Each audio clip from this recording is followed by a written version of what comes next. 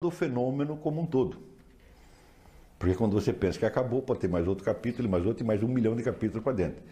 Se você não sabe a forma do fenômeno, como é que você vai poder saber o que ele é e qual é o sentido dele? Mas ele percebe que se o acontecer histórico, o acontecer coletivo é linear, tá certo? Ao mesmo tempo, as coletividades se compõem de indivíduos corporalmente distintos, tá certo? Cuja temporalidade não é do mesmo tipo, porque cada sujeito nasce e morre. A história não morre, a história continua, tá certo? Mas ela se compõe, vamos dizer, não de um fluxo contínuo, tá certo? Mas de vidas individuais descontínuas. Uma biografia não se prolonga na outra. Entendeu? Quer dizer, a forma de continuidade histórica é enormemente ambígua. Você pode continuar o caminho do seu pai para tomar outro completamente diferente, ou pode até ignorá-lo por completo. Não é isso?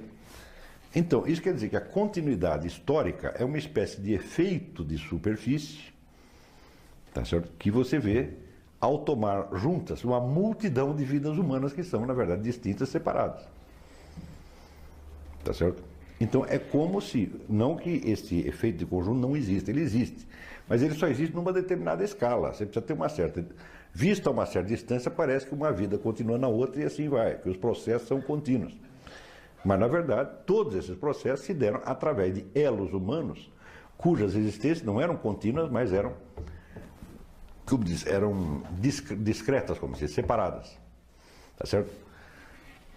Ora, o indivíduo nasce e, quando ele morre, nada mais se acrescenta à sua vida. A sua vida está completa.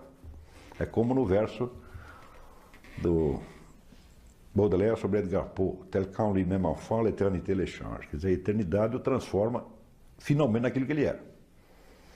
Então, se você tem, na origem do indivíduo, vamos dizer, uma essência completa, no fim da vida você tem uma vida completa. Não há mais nada a acrescentar, não há mais mudança possível. E isso equivale precisamente ao juízo final. Porque enquanto você está vivendo, tudo que você fez, você pode tentar mudar no dia seguinte, mas e se não tem dia seguinte? Então, fechou. Este fechamento é simbolizado exatamente no caixão de defunto, tem seis lados. Esses 6 lados o quê? São os 6 dias da criação. Quer dizer que fechou, não tem mais nada. Tá? Então, imediatamente você passa de escala de tempo para a escala de eternidade, na escala de imutabilidade.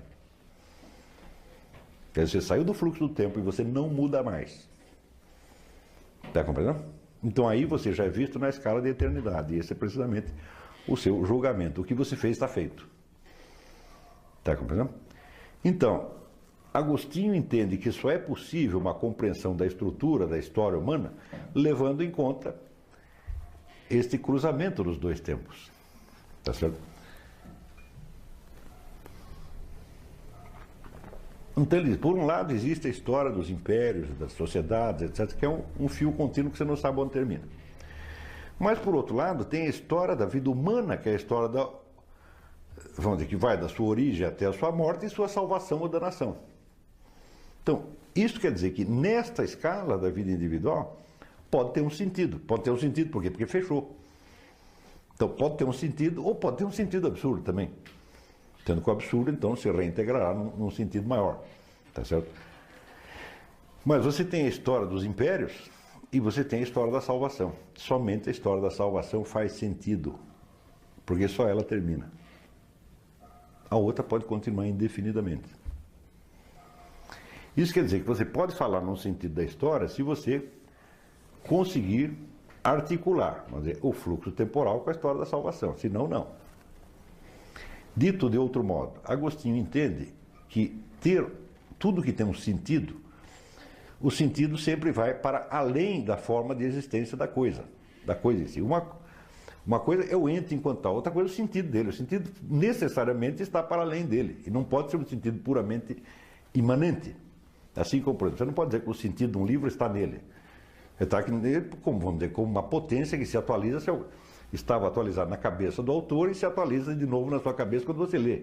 Mas no livro, fisicamente, Você não pode dizer que o sentido está aqui. Está compreendendo? Ele está só metade aqui, é? Então,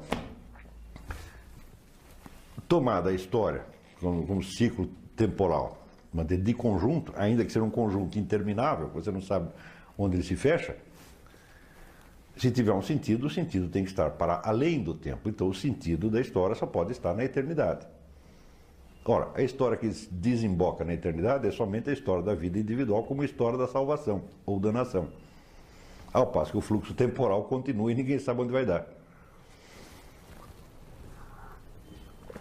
Dito de outro modo, Agostinho entende que se existe um sentido da história, ele está na meta-história e não pode ser um sentido imanente. Todo sentido é necessariamente transcendente. Tá certo?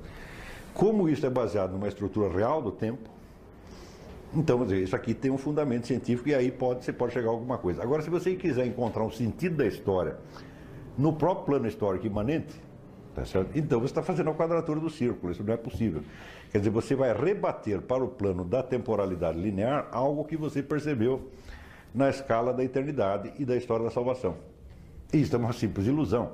Quer dizer, você vai criar um símbolo histórico, um símbolo temporal da salvação ou da danação. Então você vai criar uma espécie de apocalipse temporal, apocalipse histórico. E se realiza o apocalipse e a história continua existindo. Né? Então, daí é que virão, muito mais tarde, todas essas concepções utópicas, que projetam o sentido da história numa determinada etapa a ser atingida no futuro. Como se esta etapa parasse o fluxo do tempo e alcançasse a perfeição. O que é uma ideia perfeitamente idiota, porque e depois da perfeição não vai acontecer mais nada? Quer dizer, vai ter o fim da história? Eu digo, bom, e depois do fim da história? E no dia e o day after, como é que é? Então, você projetar, vamos dizer, uma etapa, vamos dizer, de perfeição, no qual a história atinge, vamos dizer, um patamar de perfeição tal, no qual não há mais história, como Marx usa a expressão fim da história, Hegel usa fim da história, Fukuyama também, né? Se bem que o Fukuyama usa metaforicamente, ela é metonimicamente, é um modo de dizer, agora os outros acreditam mesmo, né? O Fukuyama já não está fazendo uma filosofia do fim da história, ele está filosofando sobre a ideia do fim da história. Não é isso? E evidentemente ele não é trouxa de acreditar que por você ter alcançado um certo tipo de organização econômica durável, ela seja eterna, né? E nem que outras coisas não vão continuar modificando e pode acabar com ela do dia para a noite. Isso precisaria ser muito trouxa. Ele só quis dizer que, vamos dizer, do ponto de vista de estrutura econômica, nós chegamos a uma certa solução que não será superada, num prazo previsível. Mas e o imprevisível, né? E os outros fatores de ordem não econômica, como será? Então,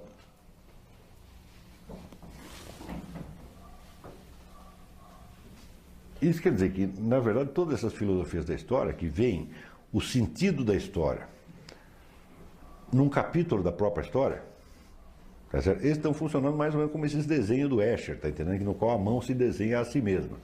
É uma coisa imaginável, mas não realizável, porque contraria para a estrutura da realidade mesmo. Quer dizer, você não pode fazer com que o sentido, né, de um discurso esteja fechado nesse discurso mesmo. Seria possível que o discurso se falasse a si mesmo e não fosse ouvido por ninguém. Não é isso? Então,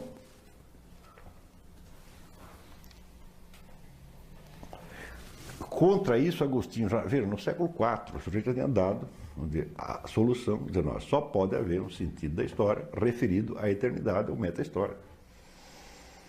Então, daí que ele dividirá, vamos dizer, ele dirá que essas várias verticais, né, finitas, que cortam o tempo todo o fluxo horizontal do tempo, podem ser representadas como uma única linha, tá certo? Como história da igreja, que é a história da salvação ou da nação. Então ele dirá, esta história, que é a história da igreja, ela pode fazer um sentido. Aqui você pode falar de fracasso ou sucesso, mas no outro não. Entendeu? Então eu acho que isso aqui é imbatível, não tem como escapar desse negócio, tanto que ninguém escapou. Toda tentativa de encontrar um sentido da história esbarra em obstáculos absolutamente intransponíveis. Né? E esses obstáculos são dados, vamos dizer, por esse erro lógico fundamental, que é de você rebater, como em geometria, você projeta, né, o espaço no plano, quer dizer, você está projetando os dois eixos num eixo só. Então, bom, com isso nós aqui fechamos uma explicação de Santo Agostinho, acho que agora ficou melhor do que antes, dá para ter uma ideia, quer dizer, global da filosofia de Santo Agostinho. Porém, ainda mais importante do que tudo isso é o fato de que Santo Agostinho começa a sua filosofia por uma consideração autobiográfica, por uma narrativa autobiográfica, por um exame de si mesmo, não como eu abstrato, eu filosófico, mas como eu biográfico real. Tá certo? E por que ele faz isso? Bom, porque antes dele teve 3 séculos de prática da confissão cristã. A confissão cristã, ela abre, tá certo, para a inteligência humana uma dimensão que era inexistente para os 3 tipos anteriores, que é o filósofo grego, o profeta hebraico e o sacerdote egípcio babilônico. Essa dimensão temporal de que, vamos dizer, você vai fazendo a sua vida conforme as suas escolhas e você erra ou acerta, que continuamente você tem que estar reexaminando este passado para você corrigir. Tá certo? Isso havia em escala coletiva entre os judeus, mas não individual. De repente, essa dimensão que Israel vivia coletivamente, as pessoas percebem que cada indivíduo está dentro disso. Tanto que o fiel cristão, quando ele lê a Bíblia, onde está escrito Israel, ele é convidado a ler você mesmo. Porque não é somente o povo, é o povo, mas também é você. Quer dizer, aquilo que se passou com o povo de Israel vai se passar igualzinho com você na sua escala biográfica, tá certo?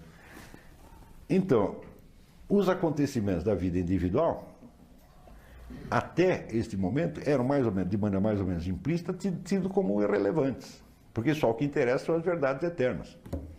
De repente, com o advento do cristianismo, se descobre que esta sucessão, né, de misérias e sofrimentos e humilhações, etc., que é esta porca vida, que esta é a chave de acesso para a eternidade.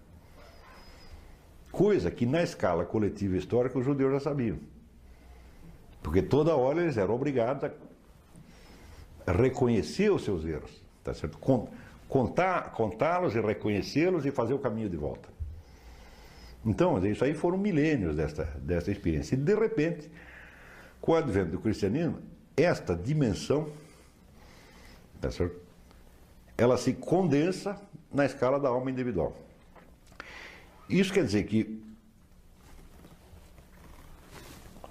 Agostinho representa, vamos dizer, pela primeira vez, a condensação simultânea dos 3 tipos anteriores. O sacerdote egípcio babilônico com o seu conhecimento da natureza, os profetas hebraicos com sua consciência histórica, tá certo? E o filósofo com sua consciência do acesso que a alma individual tinha às leis eternas. Tudo isso se condensa em Agostinho e cria um novo tipo de filósofo, que é o filósofo que filosofa através da confissão, através da consciência autobiográfica. Ou seja, ele discute as coisas não a partir, vamos dizer, de conceitos que estão circulando publicamente, mas a partir da experiência pessoal real.